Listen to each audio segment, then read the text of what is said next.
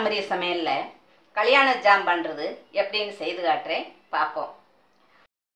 இந்த ஜாம் பண்ணுறதுக்கு நல்லா கனிஞ்ச பழமாக உங்களுக்கு எவ்வளவு ரெடி பண்ணுறீங்களோ அந்த அளவுக்கு நீங்கள் தக்காளி எடுத்துக்கோங்க. நான் இப்போ 4 கனிஞ்ச தக்காளி, நல்லா பழுத்த தக்காளியாக 4 தக்காளி எடுத்து வச்சுருக்கேன். இதை அது மூழ்கிற அளவுக்கு தண்ணி ஊற்றி கொஞ்சம் நல்லா வேக வச்சுக்கிடுவோம். நல்லா சுத்தம் பண்ணி தண்ணியில் போட்டுருங்க. இது மூழ்கிற அளவுக்கு தண்ணி விடுங்க. நல்லா வேகட்டும். வெந்து இந்த தோலெல்லாம் நல்லா விட்டுரும். அந்த அளவுக்கு இது நல்லா வேகட்டும். பாருங்கள், தக்காளி நல்லா வெந்து இந்த தோலெல்லாம் விட்டுருச்சு. பாருங்கள், இந்த தோலெல்லாம் நல்லா விட்டுருச்சு. இப்போ நம்ம தண்ணியை வடிகட்டிட்டு நல்லா கொஞ்சம் நேரம் ஆற வச்சு தோலை உரித்து எடுத்துக்கிடுவோம். பாருங்கள், வேக வச்ச தக்காளியை நல்லா தண்ணியை வடிகட்டிட்டு அந்த தக்காளியை மட்டும் எடுத்து தோலை நீக்கி எடுத்து வச்சுருக்கேன். இப்போ இதை நல்லா ஆற வச்சுக்கோங்க. ஆற வச்சு 1-2 மிக்சியில் ஓட விட்டு எடுத்துக்கிடுவோம். ரொம்ப நைஸாக ஆட்டாதீங்க. 1-2 சும்மா ஓட விட்டு எடுத்துக்கிடுவோம். பாருங்கள், இப்போ நம்மளுக்கு பேஸ்ட் ரெடி ஆயிடுச்சு.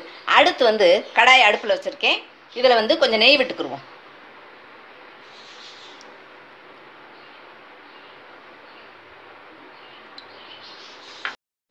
பாருங்கள், நெய் சூடாயிடுச்சு. இதில் நம்ம ஃபஸ்ட்டில் முந்திரியை வறுத்து எடுத்துக்கிடுவோம்.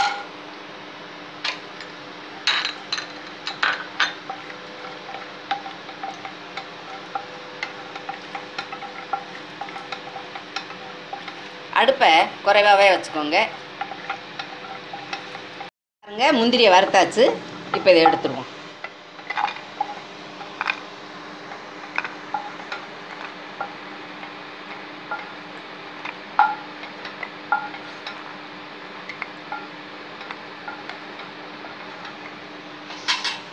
அடுத்து உலர் திராட்சை, இதையும் லைட்டாக வறுத்துருவோம்.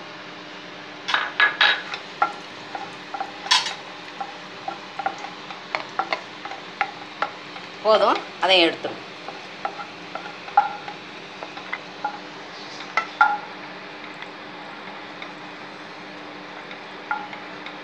பாருங்க, இப்போ முந்திரியும் திராட்சையும் வறுத்த நெய்யிலேயே நம்ம சீனி பாகு காய்ச்சிக்கிடுவோம். இப்போ 4 தக்காளிக்கு நான் 1.5 கப்பு சீனி எடுத்திருக்கேன். நீங்கள் எவ்வளோ தக்காளி போடுறீங்களோ அந்த அளவுக்கு சீனி எடுத்துக்கோங்க. கொஞ்சம் இனிப்பாக இருக்கிற வேணுன்றவங்க கொஞ்சம் அதிகமாகவே எடுத்துக்கோங்க. இதுக்கு சீனி மூழ்கிற அளவுக்கு கொஞ்சம் தண்ணி விட்டுக்குருவோம்.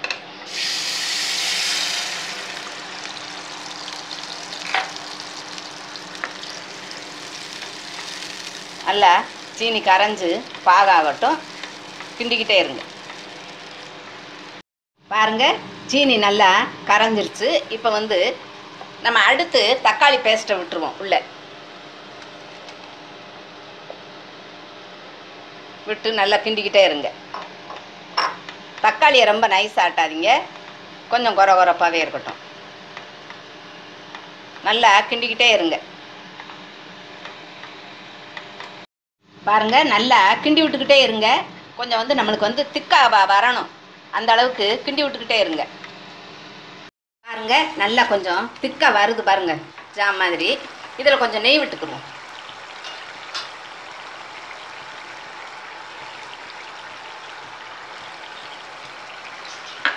இன்னும் கொஞ்சம் நேரம் நல்லா கிண்டி விட்டுக்கிட்டுருங்க.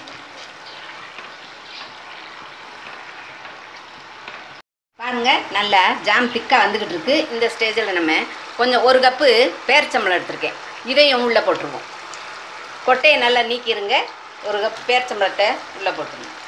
உள்ளே போட்டு அதுவும் நல்லா சேர்ந்து கொஞ்சம் நேரம் கிண்டி விட்டுக்கிட்டே இருங்க. நல்லா திக்காகிட்டு வருது. இந்த ஸ்டேஜில் நம்ம முந்திரி திராட்சை வறுத்து வச்சுருந்தோம்ல, அதையும் போட்டுருவோம்.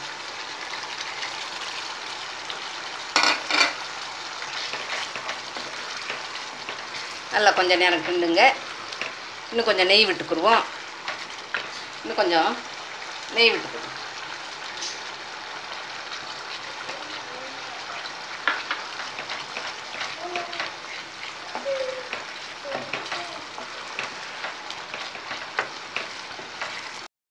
நல்லா திக்காகிக்கிட்டு வருது. நல்லா நம்மளுக்கு அல்வா பதத்துக்கு வரணும். இன்னும் கொஞ்சம் நேரம் இருந்தால் ரெடி ஆயிரும். நல்லா கிண்டி விட்டுக்கிட்டே இருங்க.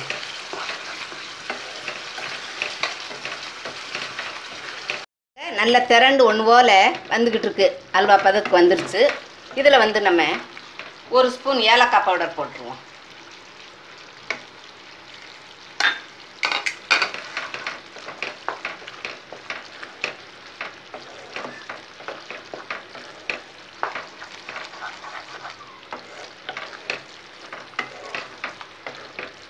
பாருங்கள், இப்போவே நம்மளுக்கு ஜாம் ரெடி ஆயிடுச்சு.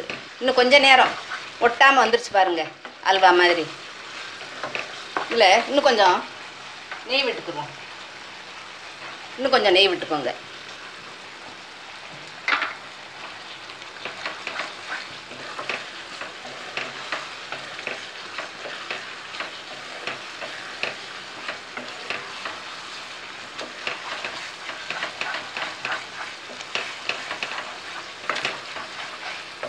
பாருங்கள், இப்போ நம்மளுக்கு கல்யாண ஜாம் ரெடி ஆயிடுச்சு. அவ்வளோதான், அடுப்பை ஆஃப் பண்ணிடுவோம். பாருங்கள், இப்போ நம்மளுக்கு கல்யாண ஜாம் ரெடி ஆயிடுச்சு. இதே மாதிரி நீங்களும் வீட்டில் செய்து சாப்பிட்டு பார்த்துட்டு உங்கள் ஃபீட்பேக் எழுதுங்க.